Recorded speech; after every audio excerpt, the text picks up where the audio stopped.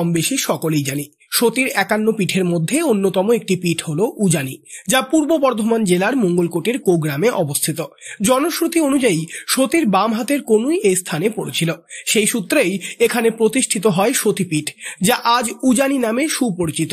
দূর দূরান্ত থেকে প্রতিদিনই বহু ভক্ত ও দর্শনার্থী এই পবিত্র স্থানে মা মঙ্গলচণ্ডীর দর্শনে আসেন।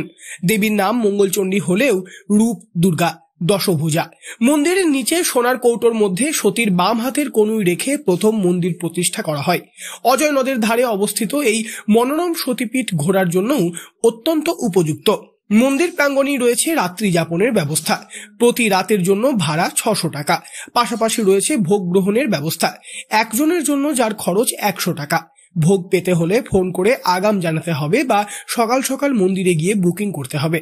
মন্দির কর্তৃপক্ষ জানিয়েছে 50 থেকে 100 জনের দলগত ভোগের বুকিংও সম্ভব। যোগাযোগ করতে হবে 8348968244 এই নম্বরে। সতীপীঠের পাশেই রয়েছে আরেকটি গুরুত্বপূর্ণ দর্শনীয় স্থান, কবি কুমুদরঞ্জন মল্লিকের জন্মভিটে।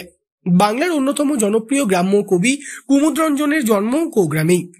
অজয় নদের কিনারে গ্রামের একদম শেষ প্রান্তে তাঁর জন্মস্থানটি আজও বহু মানুষের আকর্ষণের কেন্দ্র। কবি কুমুদরঞ্জন মল্লিকের লেখা ছুটি, হয়তো, শেষদান, আমাদের সঙ্গী এই জনপ্রিয় কবিতাগুলোর পাশাপাশি নূপুর, উজানি, বনতুলসীর মতো কাব্যগ্রন্থ পাঠকের মনে বিশেষ জায়গা দখল করে।